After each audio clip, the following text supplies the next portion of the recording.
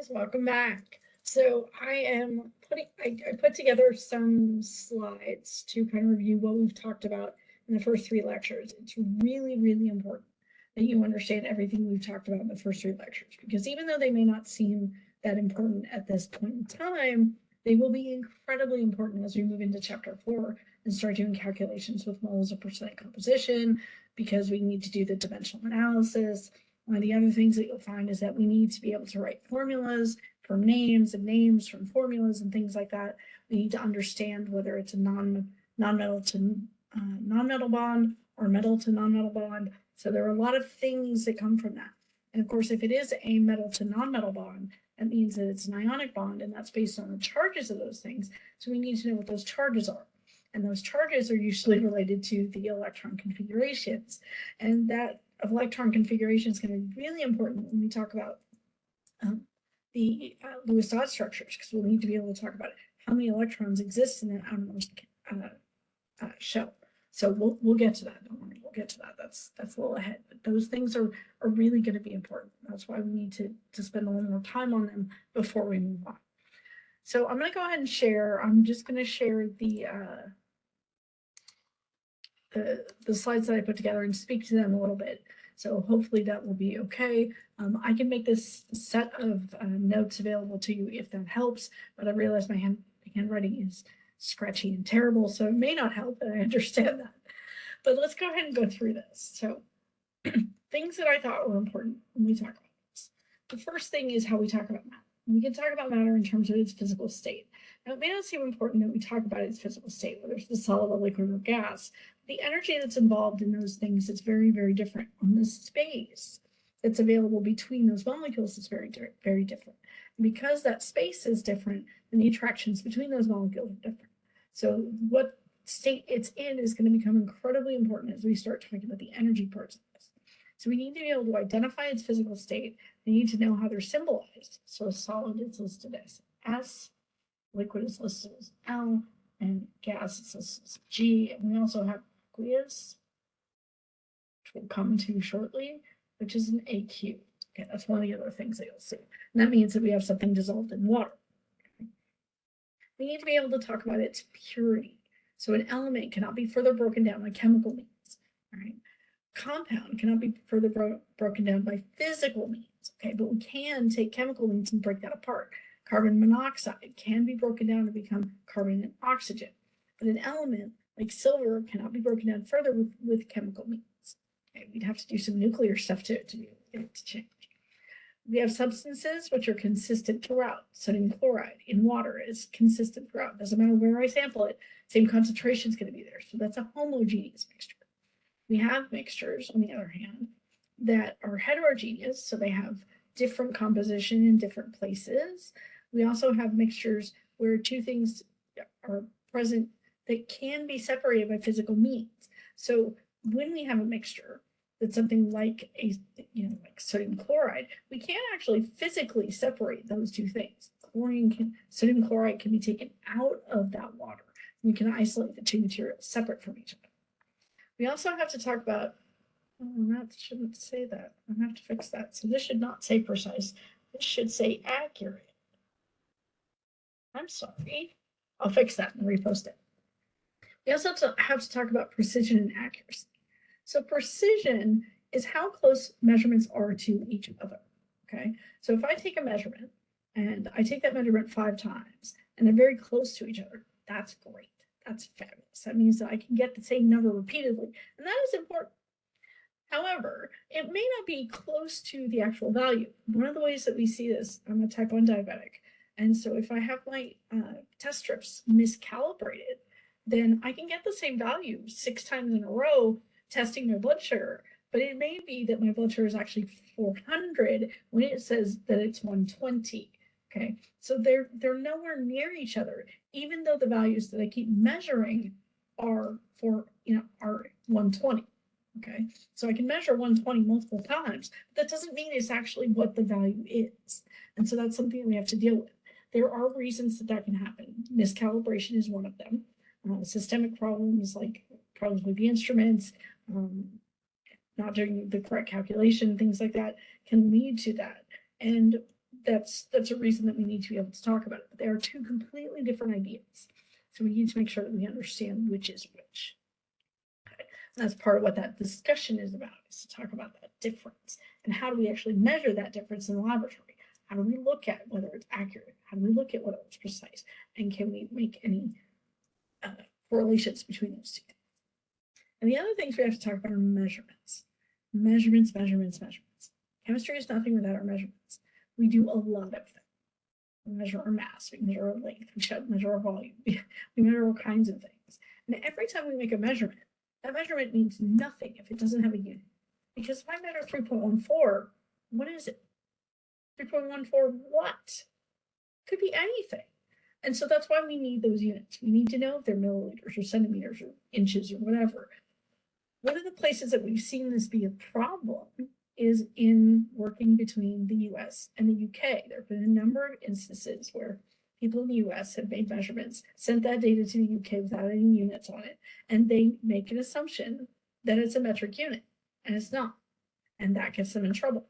Okay, it happens the other way too. The UK will send us data that's in metric. We assume that it's in imperial units, so inches and things, and it's not. And so the conversions that are done using those values are always off. The other thing that we've seen happen, and this happens in other places, is some places once upon a time, we had different standards for what was the most common unit. So it used to be that in some countries, millimeters were the standard. And in other countries, meters were the standards. And those are vastly different sizes. So that's why we have the system of international units, which is what we typically use, the SI units, where we've all agreed, this is what we're going to talk about, and this is how we're going to talk about it. And these are our standards, but we still have to list those units. Okay, so that's important. We can find the prefixes for what a millimeter means. So that's a millimeter is 1,000th of a meter. So there are 1,000 millimeters in a meter. Okay, and those are in your exam handout. Let me show you your exam handouts because I should have. Here we go. And what you'll see is that those are right here in your exam handouts. Okay, so you'll see that those are available to you. Okay, we also talk about our SI units. These are the ones that we typically use. And we have some conversion factors. Now, there are millions of conversion factors. If it's here, that's great. If it's not here, then you will need it. It will need to be given to you somewhere. I will also warn you about the things that are here. If I want to get an answer in Kelvin, I don't take the number and subtract 273. I add it. So these two look backwards to me. So just be aware that that's the case. Whenever we want units in Kelvin, we take our degrees C and add 273 to it. If we have Kelvin and we want degrees C, then we subtract 273 from it. Okay. When we talk about our significant digits, they are determined by the measurements used to do things.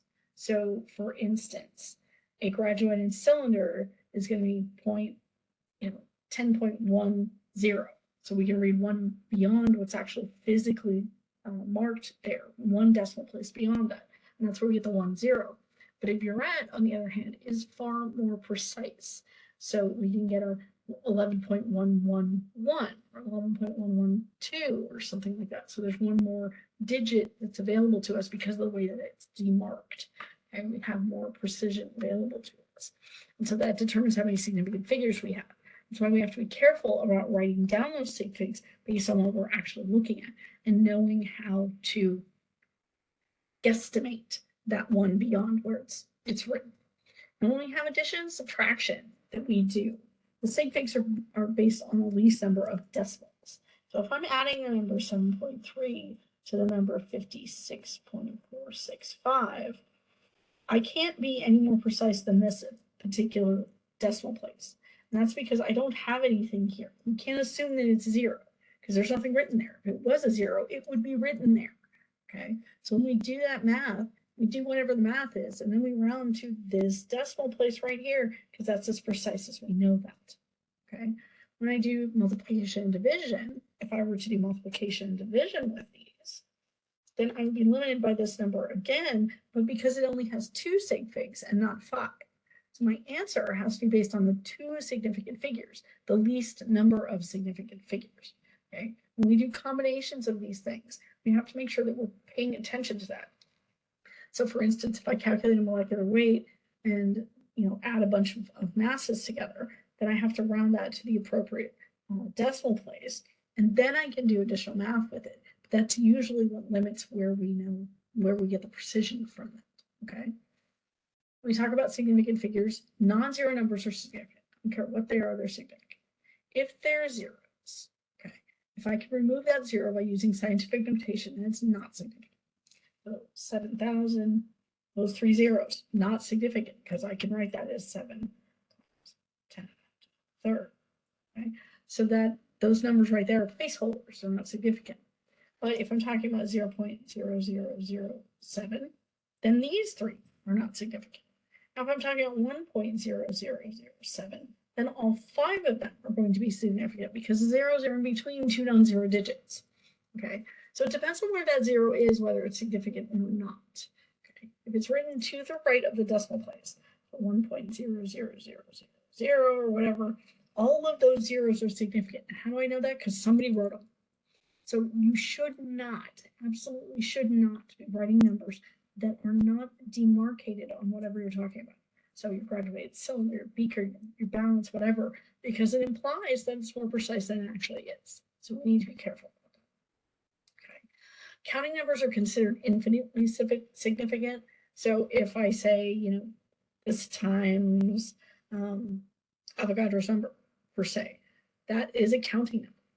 Okay, even though it's got weird decimal places to it, it is a counting number and is considered infinitely significant. Okay, if I multiply by 13, that's a counting number. Right? Number of moles, that's always a counting number. So we have to be cautious with that. We don't consider those. Numbers are rounded based on the rules above. When we round, if it's 6 or up, if the number is 6 or above, we round up. If the number is 4 or below, we round down. Okay, if it's 5, exactly 5, i.e. 0.5000, then we don't change it. Okay. If that 5 is followed by anything that's not 0, but is preceded by an even number, then we leave it alone. If it's a 5 and it's followed by anything that's not a 0, but it's preceded by an odd number, we round it up. Now the reason we have to do that is because we can't always do the same things. So 5 can't always go up. Right? Because that gives us an inherent bias in the numbers that we have. Always effectively rounded up, which means that we're overestimating everything. We have to get it to a situation where we're going up sometimes and down sometimes. And this is the way we've arbitrarily decided to do that. Okay, so it's not that big a deal. Don't worry about it too much. But those are the official rules for how we do that. Okay. All right. Now, dimensional analysis. All numbers used in calculation should include units. I am a huge, huge, huge proponent of units. Because if I see a number and it has no unit associated with it, it means nothing to me. So what am I supposed to do with that? And one of the things, and I kid you not when I say this, I passed physics because I knew what the units were supposed to be for any kind of thing. So if I was trying to calculate, can't think of anything. My physics is so far gone. It took it so long ago. But if I was trying to calculate something, I knew that those, and I'll give you a chemistry example. If I needed a density, I know that's in grams per milliliter, right? Then any units that are not grams or milliliters need to go away. And so I have to use a conversion factor to get rid of them. That's almost always what we're doing. It's using a conversion factor to get rid of them. Now, conversion factors are always presented as, say, for instance, I have 12 inches equal to 1 foot. Okay, that means I can write that as 12 inches per 1 foot, or 1 foot per 12 inches. And so I can use it in whatever way I need to get rid of the unit I want. If I'm trying to get out of feet and into inches, I would use this one. If I'm trying to get out of inches and into feet, I would use this one. Okay, so even though it's one equality, I can use it in 2 different ways. And so that's what we're trying to do. We treat our units just like they were numbers. And so we cancel things when they need to be canceled. Right? You'll see me do this when I'm working through problems. You'll see me do this in the examples that I write out. very big on canceling my units. Now, does it take a lot more space to do that? Absolutely. Will you see me struggle if I haven't done it myself and I'm trying to look at something and I calculated? Oh yeah, I will. I absolutely will. You should see me when I do my checkbook. There are numbers, there are units everywhere. So it's important that those things are there. Okay.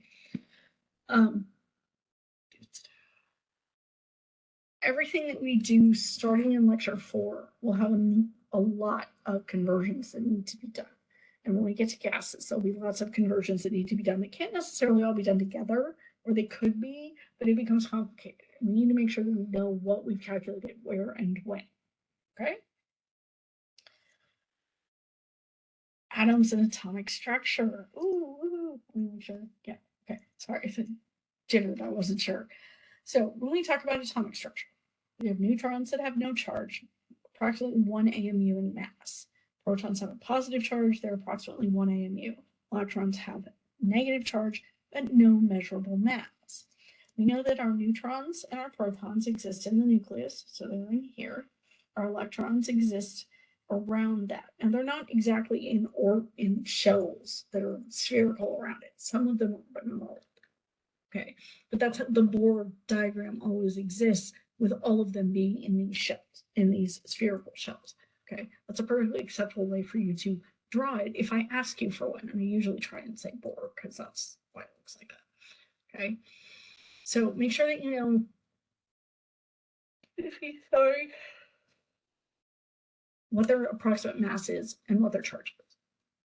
And remember that isotopes are things that have the same number of protons and electrons. So we can talk about carbon. Carbon is atomic number 6, so we put a 6 down here. And we always know that if carbon is neutral, there are 6 electrons. Now, if carbon happened to be plus, there would be 5 electrons there. If it happened to minus, there would be 7 electrons there. So the number of electrons determines that charge, and the charge ends up here. If it's 0, we leave it up. Now, the other thing that we have to be able to talk about is the mass that comes from this thing. Now, I know my mass comes from my protons and my neutrons. So part of this mass number that we get, like this one, is from those protons. So this mass of 12, part of it's from these protons right here. So 12 minus 6 gives me 6 neutrons. And that's where the rest of that mass comes from. Okay. Each isotope has a whole number mass that is associated with it. So 14,6C or 6,12C, those guys are different because they have different numbers of neutrons. Right? The atomic mass on the periodic table is a weighted average. So it takes into account how prevalent each of those isotopes is in nature, and then averages them all together based on that prevalence to give us the numbers that we see. Okay, and that's why none of them are whole. All right. The periodic table of elements. Things that we can find on a periodic table. Atomic number, atomic mass, atomic symbol. Okay, those are all things that are here. And the table that you get on has their name as well. Not all of them do, but yours does. We have our groups, which are our columns, some of which are names. The names that you need to know are the alkali metals, alkaline earth metals, the chalcogens, halogens, and the noble gases. I'm going to mark this as 1, 2, 8, 7, and 6. Now, on a classic periodic table, that's the way that these are numbered. It was a 1, 2, 6, 7, 8. Now, in modern periodic tables, this is 18, this is 17, and this is 16. So it depends on the age of the table what you'll see that as. But the alkali metals are this first group. The alkaline earth metals are the second group right here. My chalcogens are the ones beneath oxygen. My halogens are the ones beneath fluorine. And my noble gases are the ones over here. Everybody's trying to be a noble gas. Our periods are the rows. Okay, so these periods. And that has to do with the energy level that we're talking about. So we call that the principal quantum number. That's N. This is row 1, 2, 3, 4, 5, 6, and 7. And so that N is equal to 1, 2, 3, 4, 5, 6, and 7. Okay. We also talk about types of elements. So the majority of this table, all of this stuff over here, those are all metals. Okay. And we have metalloids that exist on this stair step. They're listed in blue on this one, which is why I kept the colored one. And then our nonmetals are all listed up in here. Okay. And so we need to know where they are, because a nonmetal to nonmetal bond is different than a metal to nonmetal. So we need to know where they exist in the table. Okay. Different periodic table. Oh, awesome. Now, let's talk about this. This is our S block. This is our D block. This is our P block. And this is our F block. Now notice that this D block says N-1 because we have, in level 1, we have an S. In level 2, we have an S and a P. In level 3, we have an S, a P, and a D. But we don't fill that D in row 3. We fill it in row 4. And that's because we have a weird order of filling that happens. So we go 3S and then 3P. And the reason we go to P first is because P is smaller. So it's easier to get stability in a smaller set of orbitals. So it's always going to fill S, then P, then D, then F in the same row. But we get into complications when we get into these places, because what we see is that we go 1S, 2S, 2P, 3S, 3P, 4S, and then 3D. And if you read across in the table, you'll see we have 1S, 2, 2S, 2, 2P, 6, 3S, 2, 3P, 6, 4S. So we're in that S block. We're in row 4. That's what fills next. And then that 3D, because it's N-1, fills after that, and then the 4P. So your periodic table tells you the order in which these things fill. I would use that. Okay. You need to know how many electrons can be found in each group. So an S has 1 orbital and therefore contains 2 electrons. A P has 3 orbitals. So we have our S, which is 1, 2 electrons. P, there are 3 of them, each with 2 electrons for a total of 6. D, there are 5 of them, each has 2 electrons for a total of 10. And F, there are 7 of them, each with 2 electrons for a total of 14 electrons. Okay, so it's 1, 3, 5, 7, and each one contains 2, so that means we have 2, 6, 10, and 14. Okay, so that's something else you need to know. So if they're completely full, then you know that's how many that's in.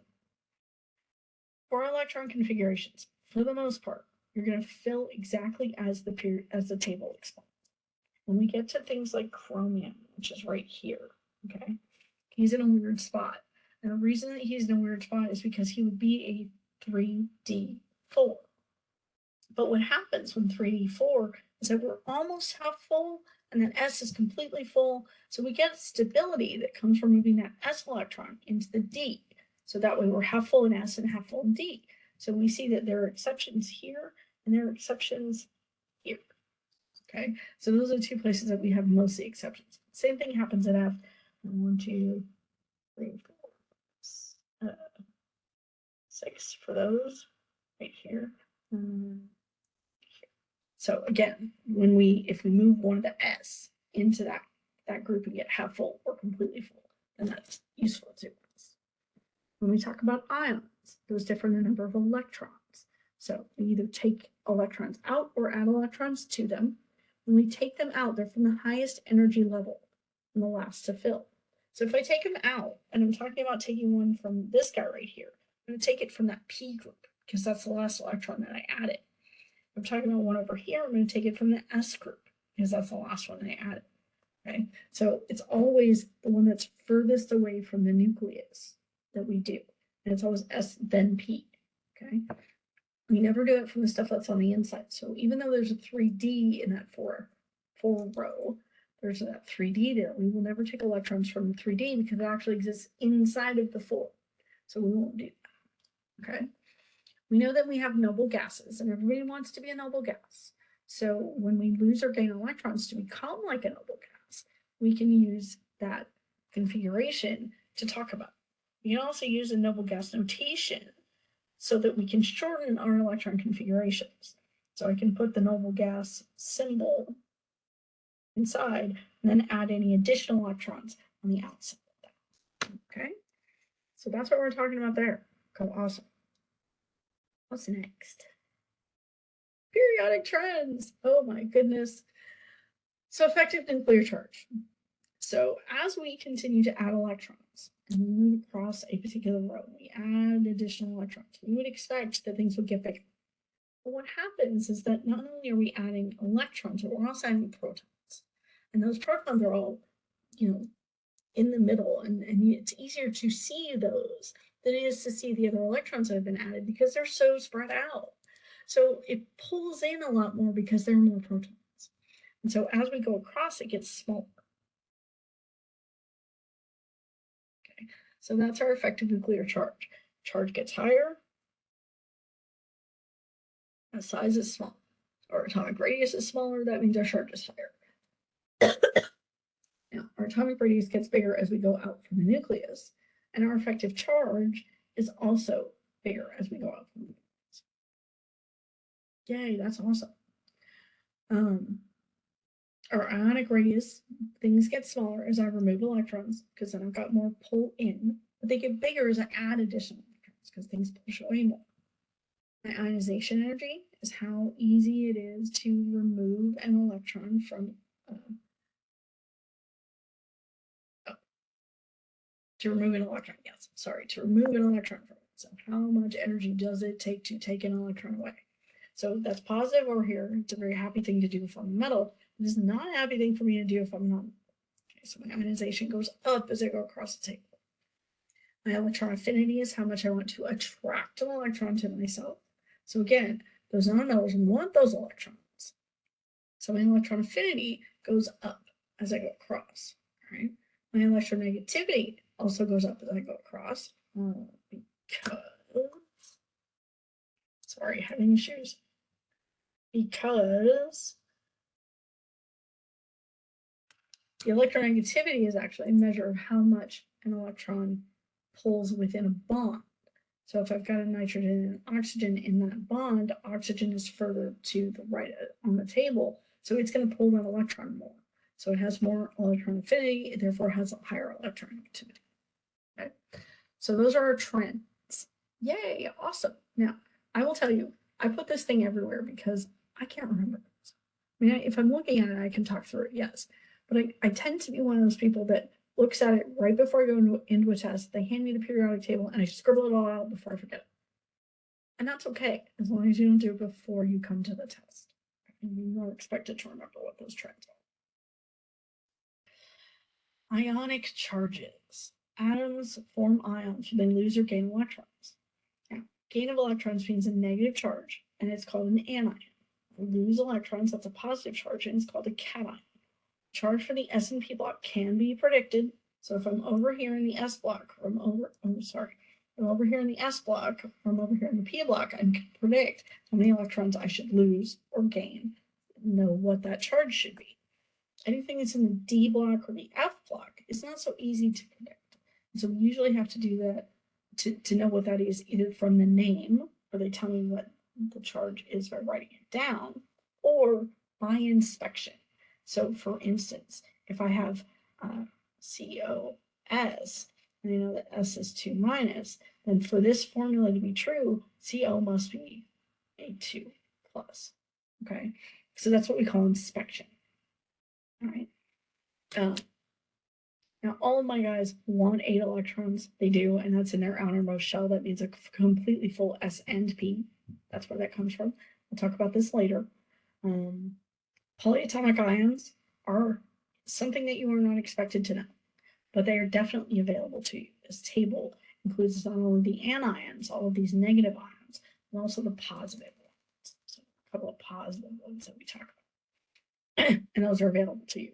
All you have to do is find the name or find the formula, and they don't know the name. I do not expect you to know the name. They become familiar as you continue to work with them, but you are not expected to remember them. I see no value in making you do that. That's what our friend Google is for. So when we talk about our formulas, we have two different types of things that we talk about. One is molecular compounds and one is ionic compounds. Now, molecular compounds are made from metal to non-metal bonds. So two different types. Or sorry, molecular compounds are non-metal to non-metal. Non-metal to non-metal. So it's all these guys up in here. And the problem that we have when we do that is that they don't have an actual charge that's associated with them. So they can come together in many, many, many different ways. We have carbon monoxide, which is CO. We have carbon dioxide, which is CO2. There are lots of ways that they can do that. And we'll talk about why later. Okay, that will come. And it comes in the Lewis-Dot structure stuff. But because we don't know which one it is, the names have to tell us that. And so if it's carbon monoxide, that means there's one oxygen. If it's carbon dioxide, there's two oxygens. And so we have to know what those things are. So when we're naming them, we have to include them. When we have a name, we have to include that. So carbon dioxide is CO2. So that di indicates the two. Okay. So those are the ways that we need to know those things. Now, do you get the table of Greek prefixes for that? No, you don't. You need to know those. Okay, so they are in one of the lectures. I can't actually remember which one it is, but I can find it. Names and formulas. It's going to be Greek prefixes after the electron configurations trends.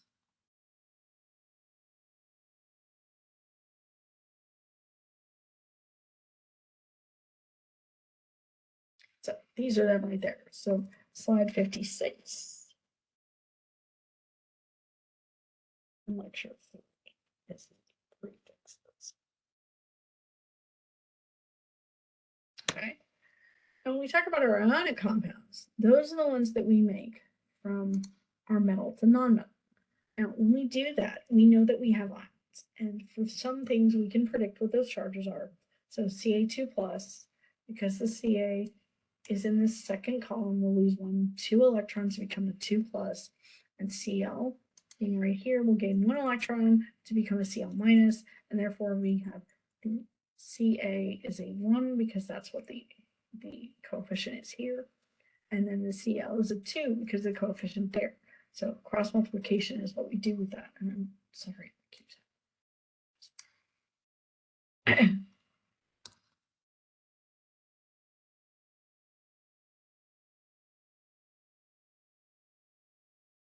technology is failing me.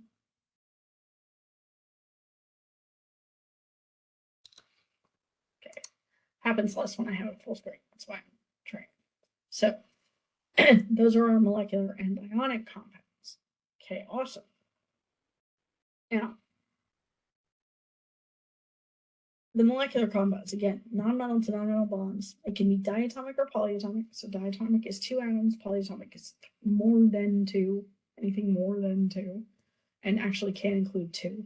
So anything more than 1 means many. We use symbols and subscripts to talk about those. It can exist in many combinations. We typically calculate the empirical formulas, which is the lowest whole number ratio of the atoms in the molecule. So from experimental data, we can do that. Now, with additional information, we can find a molecular formula, so not the lowest whole number ratio. But that's typically not what we're able to do in the first blush. For my ionic compounds, I'm talking metal to non-metal bonds or polyatomic ions. They're made of atoms with charge due to more or less electrons. One will have a positive charge, a cation, and one will have a negative charge, an anion. And I guess I know this is repetitive, but I need you to understand. And they are mixed in fixed ratios due to their charges. Now, the only time that doesn't happen is when we're talking about a D block or an F block, where that metal can have multiple charges. And so there's no fixed way that that happens. That's why we need to include what that charge is for that particular metal. Okay. All right. When we talk about naming, as I've mentioned as we go through this, when we talk about naming, it's always name the item written first and write the name of the second thing with an IDE ending, unless it's polyatomic. But we'll talk about it in a second. For the molecular compounds that must include the Greek prefixes of any of in front of each name to know how many there are. Now, if the first one only has one, we can leave off the mon. Okay? So it doesn't have to be mononitrogen monoxide. It doesn't have to be. It can be nitrogen monoxide. But it's never wrong to put it. There are common names that are listed in the exam handouts, and they are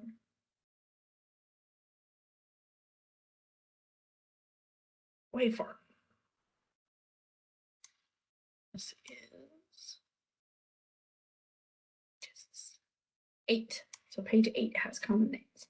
And that has a formula, the common name, and then the systematic name. So you can use either of them. Can you name things commonly? Yeah, of course you can. Water is a common name. You can absolutely use a common name, but it's not systematic, so it's harder to remember. So I don't recommend those being the ones that you use. Okay, now it's okay to give it to me, it's fine.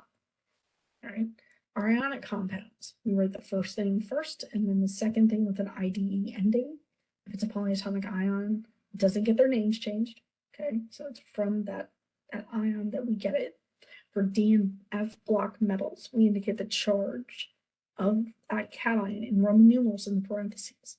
Okay, we can often determine that from inspection. Hydrates have water on them, and we name them by designating how many there are. And it's those Greek prefixes that we use to designate how many of those we have. Okay, and that's everything I thought was like massively important of chapters 1 through 3. There are a lot of things that we will use and use and use and use and use again. And these are the things that are really important that we understand. So if there are any of these that you're not sure how to do, you need to go back and take a look at that. You can ask me, you can Google stuff. I mean, it really doesn't matter how you decide to do this. One of the other things I'll show you, I'll actually close this out so I can show you that, is that in your shell, if you scroll all the way down on the announcements page, there are a ton of videos that have been chosen here. Now, all of those videos were chosen by the department to go with these particular topics. So feel free to use them. They're curated and they're great resources for what we've got there. Okay. So there's that, and that's everything I have to talk about. I hope you guys enjoyed that. I will get this posted for you, and I will see you guys soon. Thanks.